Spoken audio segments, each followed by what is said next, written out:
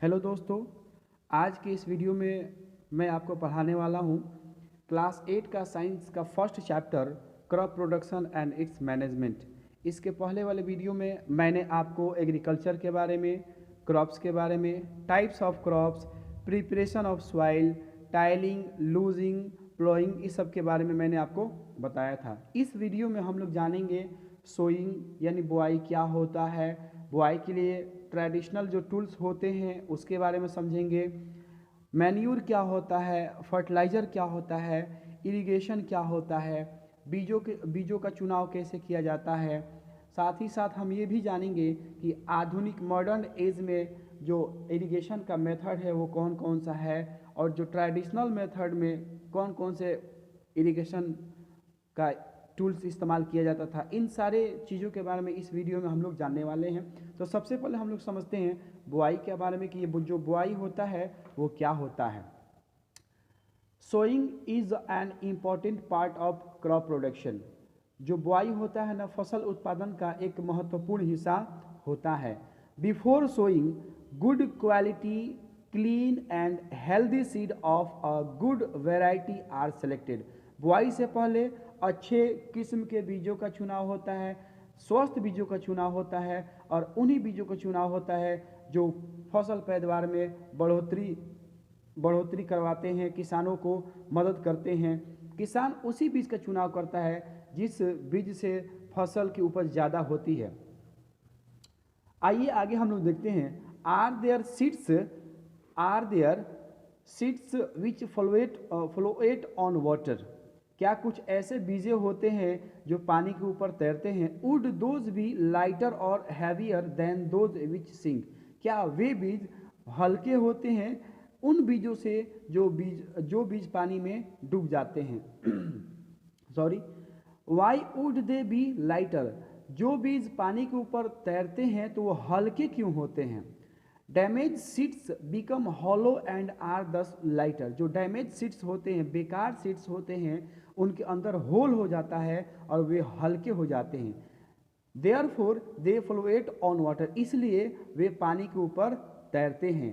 This is a good method for separating good healthy seeds from the damage ones. ये एक बहुत ही अच्छा तरीका है डैमेज सीडों को अच्छे सीडों से अलग करने का।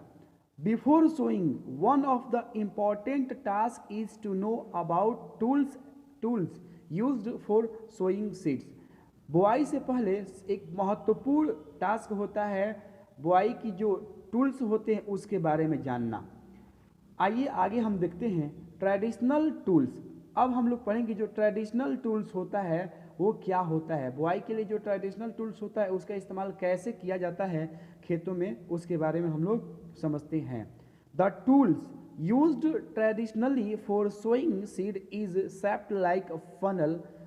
वैसे टूल जो ट्रेडिशनली बहुत पहले से जिसका इस्तेमाल बुआई में होता है, जो फनल के शेप के जैसे होते हैं, उसे हम लोग बोलते हैं traditional tool. The seeds are filled into the funnel. बीजों को उस फनल के अंदर फिल कर दिया जाता है, भर दिया जाता है। पास्ड डाउन थ्रू 2 और 3 पाइप हैविंग शार्प एंड्स। और उन बीजों को 2 या 3 पाइपों से गुजारा जाता है जो जिसका एंड जो होता है शार्प होता है। These ends pierce to the soil and place seed there. ये जो एंड्स होते हैं बीजों को मिट्टी के अंदर आसानी से जाने देते हैं। उसके बाद से हम लोग देखते हैं सीड ड्रिल। सीड ड्रिल क्या होता है। Nowadays the seed drills is used for sowing with the help of tractor. Seed drill का प्रयोग आजकल ट्रैक्टर की मदद से की जाती है। This shows the seeds uniformly eight equal distance and depth. इसके मदद से बीजों को इक्वल डिस्टेंस पे और निश्चित गहराई में बोया जाता है। It ensure that seed get covered by the soil after sowing. और इसके द्वारा जब हम बीजों की बुआई कर देते हैं खेतों में, तो यह हमें ये इंश्योर दिलाता है ये कि जो बीज हैं वो बहुत ही अच्छे से मिट्टी के अंदर दब गए हैं। This protect seeds from being eaten by birds. और ये जो प्रक्रिया होती है बीजों को पक्षियों से खाने में बचाती है। Sowing by using a seed drill save time and labour. Seed drill के द्वारा जब हम लोग बीजों की बुआई करते हैं तो ये हमारे लेबर को भी बचाते हैं और समय को भी बचाते हैं। अर्थात हम कह सकते हैं कि इसमें बहुत ही कम लेबर लगते हैं और बहुत कम समय में बहुत ज़्यादा से ज़्यादा खेतों की बुआई हो जाती है। इसके बाद से देखने वाले हैं, appropriate distance between the seed is necessary to avoid overcrowding of plant। Seed drill से सही डिस्टेंस, सही दूरी पर बीजों की बुआई हो जाती है। This allows plant to get sufficient sunlight. इससे ये होता है कि जो पौधे होते हैं उन्हें पर्याप्त मात्रा में सनलाइट मिल जाता है, यानी सूर्य का प्रकाश मिल जाता है। न्यूट्रिएंट पोषक तत्व मिलता है, and water from the soil और मिट्टी से पानी भी मिलता है। At times a few plant may have to be removed to prevent overcrowding. कभी कभी ऐसा भी होता है कि कुछ पौधों को ओवरक्राउड से बचाने के लिए उसे रिमूव भी किया जाता है। अब है एडिंग मैन्यूर एंड फर्टिलाइजर। जब हम बीजों की बुआई कर देते हैं खेतों में तो अच्छे पैदावार के लिए उनमें खाद का इस्तेमाल करते हैं। आइए समझते हैं ये क्या है। The substance which are added to the soil in the form of nutrient for the healthy growth of plant are called manure and fertilizer। वैसे पदार्थ जिसका प्रयोग खेतों में न्यूट्रिएंट के फॉर्म में, पोषक तत्व के फॉर्म में पौधों के हेल्दी ग्रोथ के लिए किया जाता है उसे मैन्यूर या फर्टिलाइजर कहते हैं। Soil supplies minerals nutrient to the crop plants. जो मिट्टी होता है पौधों को मिनरल सप्लाई करता है। These nutrient are essential for growth of plant. ये जो न्यूट्रिएंट होते हैं पौधे के विकास के लिए बहुत ही आवश्यक होते हैं। इन सर्टेन एरियाज, कुछ खास क्षेत्रों में farmer grow crop after crop in the same field. कुछ खास क्षेत्रों में जो किसान होते हैं एक फसल के बाद एक फसल को लगाते हैं। The field is never left uncultivate और फैलो। खेत को कभी भी बिना फसल का नहीं छोड़ा जाता है। Imagine what happens to the nutrient. आप कल्पना कर सकते हैं कि उस समय न्यूट्रिएंट का क्या होगा। Continuous cultivation of crops make the soil poor in nutrients. लगातार खेतों में फसल को लगाने से मिट्टी की जो उर्वरा शक्ति होती है, मिट्टी में जो न्यूट्रिएंट होते हैं वो धीरे धीरे कम होते जाते हैं। Therefore farmer have to add manure to the field to replenish the soil with the nutrient. इसलिए किसान खेतों में खाद का छिड़काव करते हैं, खाद का प्रयोग करते हैं उस न्यूट्रिएंट की भरपाई के लिए जिस न्यूट्रिएंट की कमी खेतों में हो जाती है।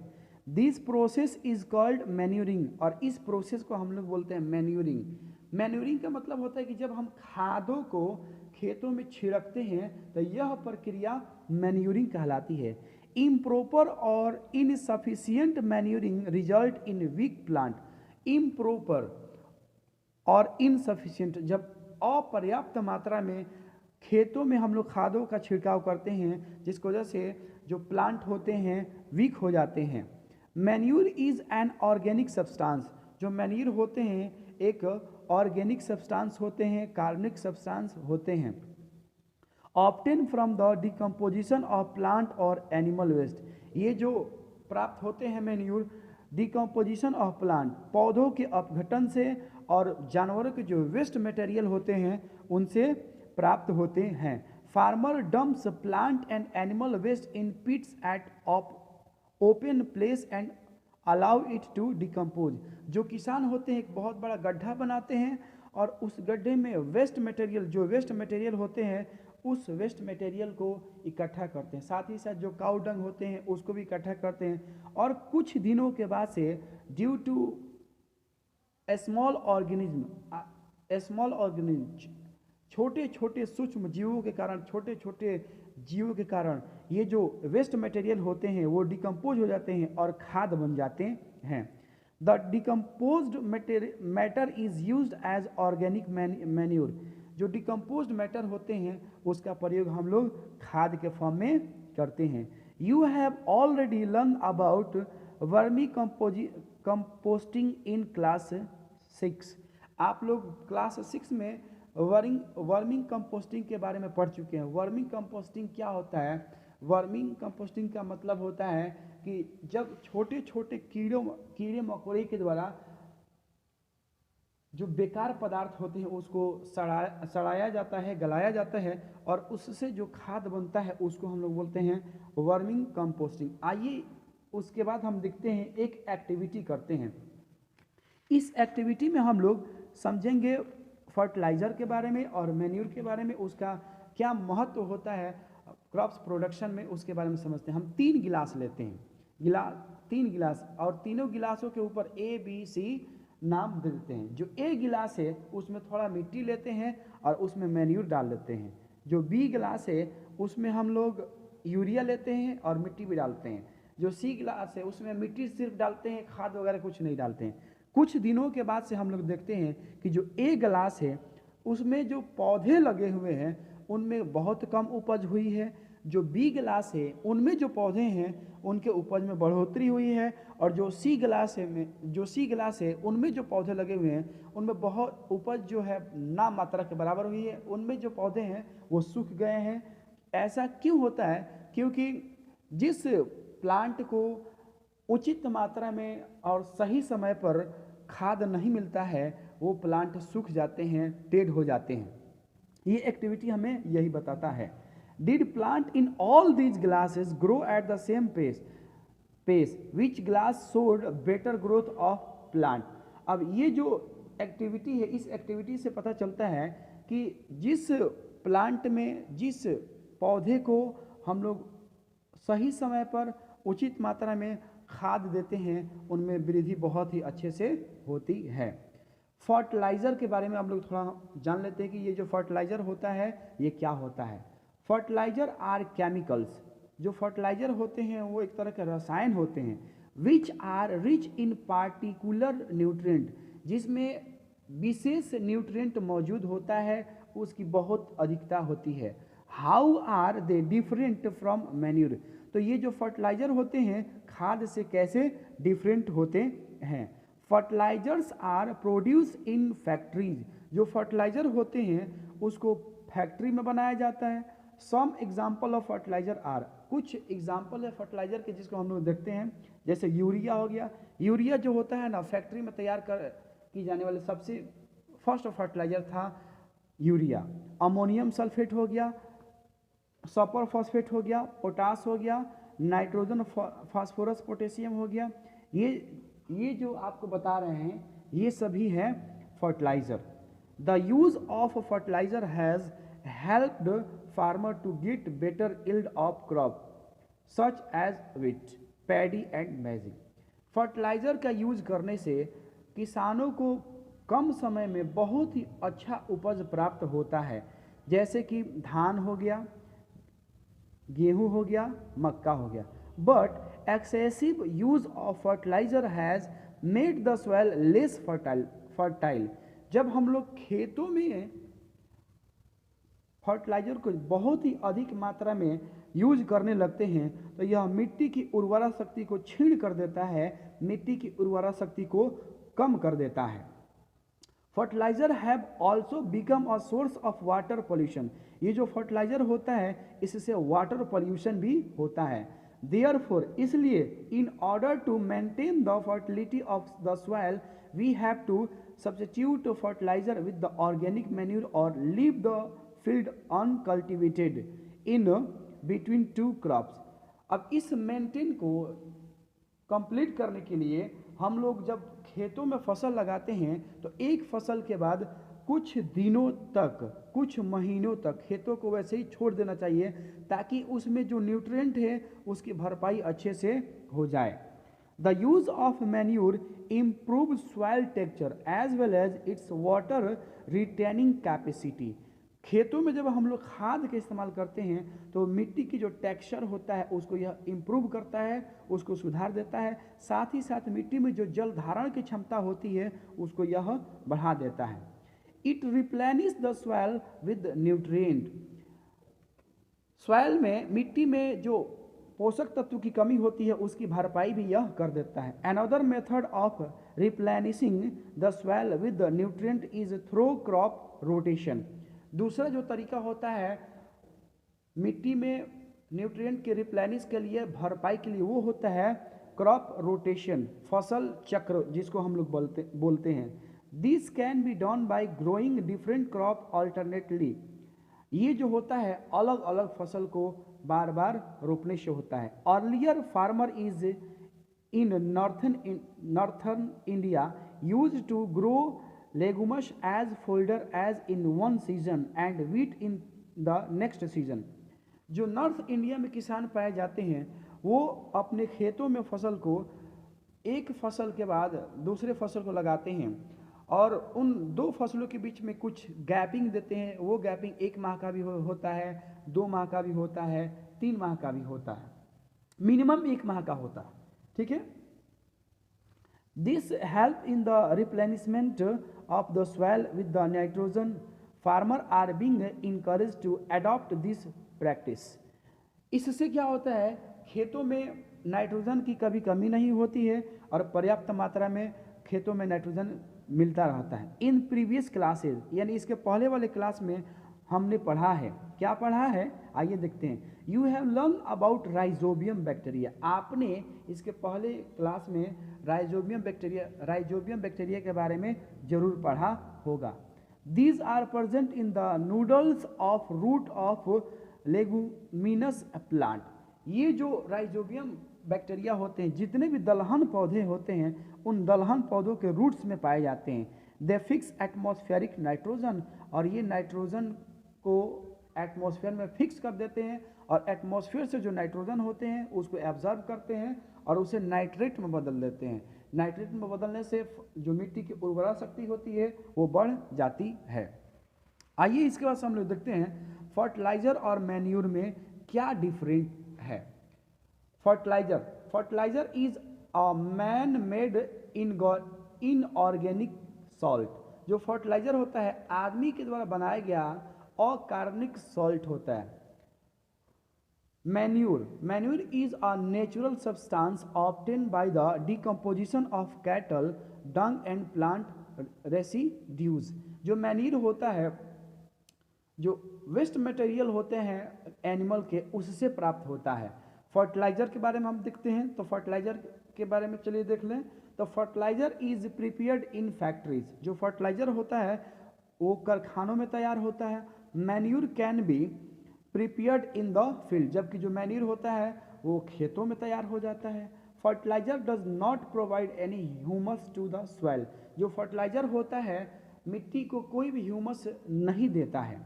Manure provide a lot of humus to the soil, और जो मैन्यूर होता है सॉइल को बहुत ही अधिक मात्रा में ह्यूमस प्रदान करता है। Fertiliser are very rich in plant nutrient like nitrogen, phosphorus and potassium.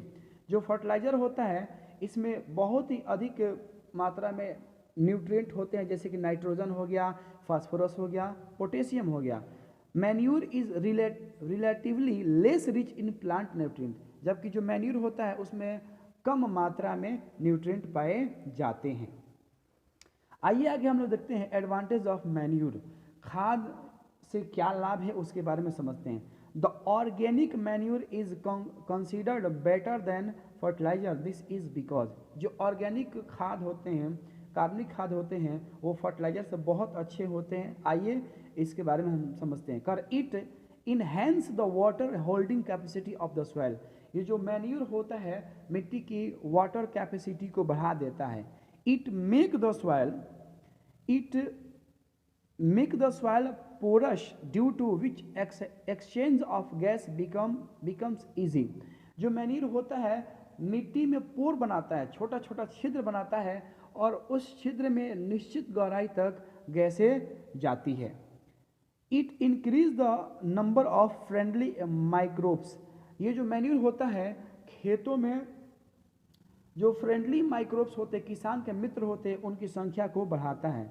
It improve the texture of the soil. साथ ही साथ यह मिट्टी के जो टेक्सचर होते हैं उसको यह इम्प्रूव करता है। अब इसके बाद से हम लोग देखते हैं इरिगेशन। इरिगेशन का मतलब होता है सिंचाई। दोस्तों जो इरिगेशन है ना, इस धरती पर बहुत पहले से इसकी परंपरा रही है, बहुत पुरानी परंपरा रही है। इससे पहले सिंचाई की अलग अलग व्यवस्था थी और पुरानी व्यवस्था थी।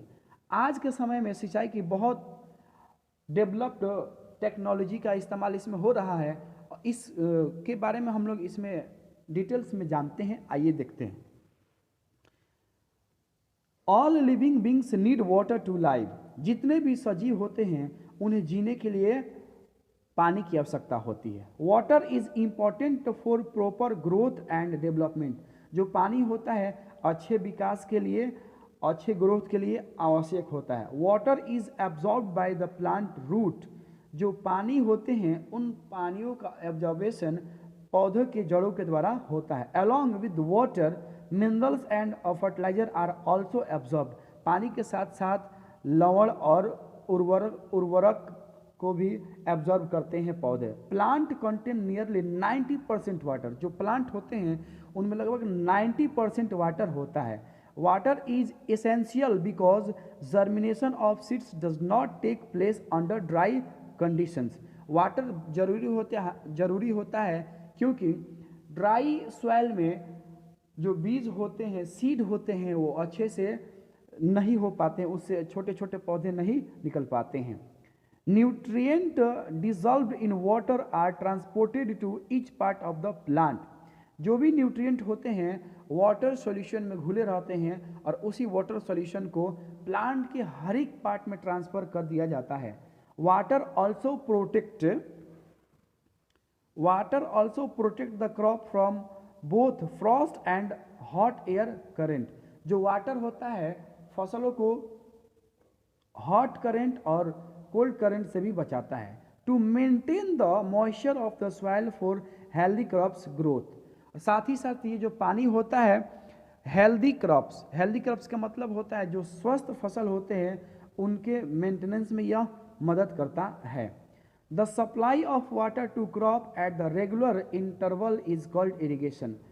पानी का सप्लाई रेगुलर इंटरवल में जब हम करते हैं तो उसी को बोलते हैं इरिगेशन, यानी सिंचाई कहते हैं। The time and frequency of irrigation varies from crop to crop. अब ये जो समय होता है सिंचाई का और समय होता है जो सिंचाई का, वो फसल के ऊपर डिपेंड करता है कि किस फसल को कितना पानी देना है। Soil to soil and season. In summer the frequency of water is higher. गर्मी के दिनों में जो पानी की फ्रीक्वेंसी होती है वो हायर होती है, यानी पौधे को पानी की ज़्यादा ज़रूरत होती है। वाई इट इज सो, ऐसा क्यों होता है? Could it be due to the increased rate of evaporation of water from the soil and the leaves. ऐसा इसलिए होता है कि गर्मी के दिनों में वाटर वेपर ज़्यादा बनता है और वो लिप्स में जो छोटे छोटे छिद्र पाए जाते हैं उन छिद्रों के द्वारा वाटर बाहर निकल जाता है वेपर के फॉर्म में, जिसकी वजह से पौधों में पानी की कमी हो जाती है और जब सही समय पर पानी नहीं मिलता है तो पौधे सूख जाते हैं। इसलिए गर्मियों के मौसम में पौधों को ज़्यादा पानी की ज़रूरत होती है। अब इसके बाद से हम लोग देखते हैं सोर्स ऑफ इरिगेशन। सिंचाई के स्रोत कौन कौन से सिंचाई के स्रोत हैं उसके बारे में आइए देखें। The source of water for irrigation are wells, tubewells, pond, lake, river, dams and canals. जो सिंचाई के सोर्स हैं वो है कुएं हैं, ट्यूबवेल है, तालाब है, झील है, नदी है, बांध है और नहरें हैं। इन सारे चीज़ों से, इन सारे सोर्स से हम लोग खेतों की सिंचाई करते हैं। अब हम देखते हैं ट्रेडिशनल मेथड ऑफ इरिगेशन। ये जो पुरानी तरीके हैं सिंचाई का उसके बारे में हम लोग समझते हैं। The water available in wells. जो पानी होता है वो कुएं में अवेलेबल होता है। Lakes and canal is filled up by different method in different region for taking it to the field.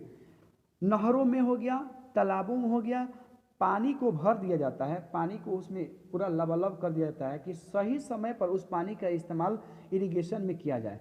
Cattle और human labour is used in this method. इसमें मनुष्य भी मेहनत करते हैं, मवेशी भी मेहनत करते हैं पानी को बाहर निकालने के लिए। So this method are cheaper but less efficient. ये जो मेथड होता है चीपर होता है लेकिन बहुत ही इफिशियंट होता है। इफिशियंट मतलब उतना अच्छा नहीं होता है। The various traditional ways are, अब अलग अलग जो ट्रेडिशनल वेज है उसके बारे में हम लोग समझते हैं। पहला है मोड, जिसको हम लोग बोलते हैं पुली सिस्टम। दूसरा है चैन पंप, ये चैन के द्वारा ये पंप एक पंप होता है और इससे इसको चलाया जाता है और नीचे से पानी ऊपर आता है। अगला है ढेकली एंड उसके बाद है चौथा रहट। इन सारे चीज़ों के बारे में आप लोग देखे भी होंगे। ढेकली जो होता है ना, उसमें एक बड़ा सा बांस होता है, बम्बू होता है और उसके लास्ट वाले सिरे पे एक रस्सी होता है, उसमें बकेट को बांध दिया जाता है और नीचे पानी के सोर्स में उसको डुबाया जाता है, फिर ऊपर किया जाता है, फिर पानी को नीचे नालियों में गिरा दिया जाता है और नाली से बहते हुए खेतों में पानी चला जाता है। अब हम देखते हैं मॉडर्न मेथड ऑफ इरिगेशन, जो आधुनिक मेथड है सिंचाई की, उसके बारे में हम लोग समझते हैं। Modern method of irrigation help us to use water economically. जो मॉडर्न मेथड होता है सिंचाई का, वो हमें इकोनॉमिकली हेल्प करता है। The main method used are as follow. जो मेन मेथड होता है उसके बारे में हम लोग पढ़ेंगे। सबसे पहले स्प्रिंकलर सिस्टम। स्प्रिंकलर सिस्टम क्या होता है? तो स्प्रिंकलर सिस्टम में पानी को हम लोग एक स्प्रिंकलर जैसे जो फव्वारा होता है ना, फव्वारे की तरह एक ये उपकरण होता है और इसके द्वारा चारों तरफ छिड़काव कर दिया जाता है एज अ रेन।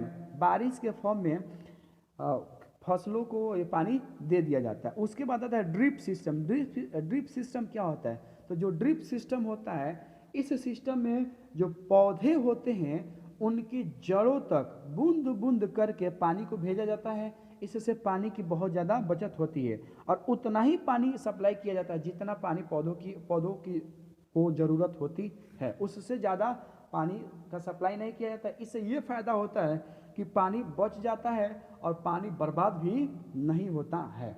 अब हम लोग पढ़ते हैं प्रोटेक्शन फ्रॉम वीड्स, यानी जो वीड्स होते हैं उनसे बचाव। आइए आगे हम लोग देखते हैं। वीड्स का मतलब होता है खरपतवार, ठीक है, और साथ ही साथ वीड्स के एक और मीनिंग होता है जिसको हम लोग बोलते हैं कीड़े मकोड़े। इसके बारे में हम लोग समझते हैं। देखिए, जो फसल होती है ना, तो फसल को जब हम लोग खेतों में लगा देते हैं तो उसकी देख रेख करना बहुत ज़रूरी होता है। जब हम फसलों की देख रेख नहीं करते हैं तो फसल बर्बाद हो जाते हैं, उन पर कीड़े पड़ जाते हैं और फसल के जो पत्ते होते हैं उनको चाट चाट के ख़त्म कर देते हैं, जिससे उपज अच्छा नहीं होती है। तो उन कीड़ों को भगाने के लिए, और हम कह सकते हैं उन वीड्स को भगाने के लिए, हम लोग अपने खेतों में पॉइजनस केमिकल का प्रयोग करते हैं और वो जो केमिकल होता है सिर्फ उन कीड़ों को ही नुकसान पहुंचाता है, जो फसल होते हैं उनको कोई नुकसान नहीं पहुंचाता है। इसके बाद हम देखते हैं हार्वेस्टिंग। हार्वेस्टिंग क्या होता है? हार्वेस्टिंग का मतलब होता है कटाई। जब हम फसल को बोते हैं तो बोने के बाद से उसकी सिंचाई करते हैं, सिंचाई करने के बाद उसका प्रोटेक्शन करते हैं वीड्स से, और जब फसल पक जाते हैं तो पकने के बाद से हम उसका हार्वेस्टिंग करते हैं। हार्वेस्टिंग जो होता है ना, बहुत अलग अलग तरीक़ों से होता है। आजकल जो हार्वेस्टिंग होता है मशीनों के द्वारा ही कर दिया जाता है।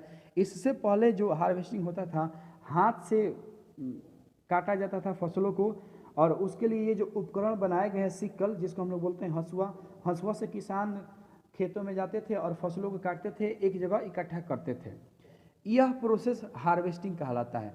हार्वेस्टिंग के बाद से हम लोग फसलों को थ्रेसिंग करते हैं। थ्रेसिंग का मतलब होता है कि जो फसल है उनसे दानों को अलग करते हैं, दानों को बाहर करते हैं। जब दाने बाहर हो जाते हैं तो उसको हम लोग अच्छे से एक जगह इकट्ठा करते हैं।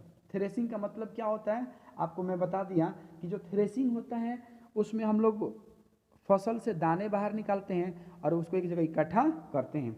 थ्रेसिंग करने के बाद से विनोइंग का मतलब होता है उसमें जो बेकार चीज़ होते हैं, जो अनाज बाहर निकलता है फसल से, उनमें जो बेकार, जैसे भूसा हो गया, कंकड़ हो गया, उन सारे चीज़ों को अपने हाथों से चुन चुन के या हवा के उपस्थिति में उसका विनोइंग यानी ओसाई करके हम लोग भूसा को अलग कर लेते हैं और जो फसल के दाने होते हैं उनको अलग कर लेते हैं। अब जब हम फसल से अनाज को बाहर कर लेते हैं तो उसके बाद से आता है स्टोरेज। ये सबसे इम्पोर्टेंट होता है स्टोरेज।